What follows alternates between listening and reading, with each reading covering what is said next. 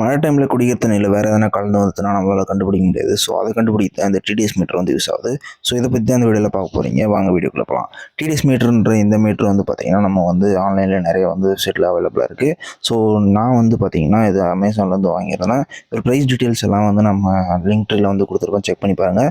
So இதை box open பண்ணால் உள்ளே வந்து பார்த்திங்கன்னா நமக்கு 2 பேட்டரிஸ் கொடுத்துருக்காங்க.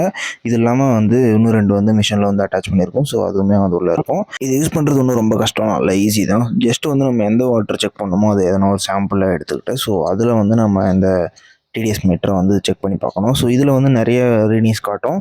ஸோ ஒவ்வொரு லிக்விடும், அதாவது ஏதோ ஒரு வாட்டருக்கும் அது வந்து ஒரு இது காட்டும். ஸோ அதான சார்ட்டை வந்து நான் வந்து அட்டாச் பண்ணுறேன். ஸோ இதுபடி தான் வந்து நம்ம அதை பார்த்து வந்து இது குடிக்கிறதுக்கு ஏற்ற தண்ணியா இல்லைன்றதை நம்ம வந்து சூஸ் பண்ண போகிறோம். நான் வந்து நிறைய இதில் செக் பண்ணல. நார்மலாக வந்து இப்போ டேங்க் வாட்டருக்கும் அண்ட் தென் மழை தண்ணிக்கு மட்டும் தான் வந்து நான் செக் பண்ணி பார்த்துருக்கேன்.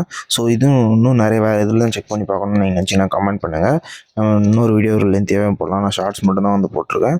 ஓகே, இந்த ப்ராடக்ட் யூஸ்ஃபுல்லாக இருந்துச்சுன்னா வந்து பர்ச்சேஸ் பண்ணி யூஸ் பண்ணிங்க. அடுத்த வீடியோவில் பார்க்கலாம். அது டாட்டா, பாய்.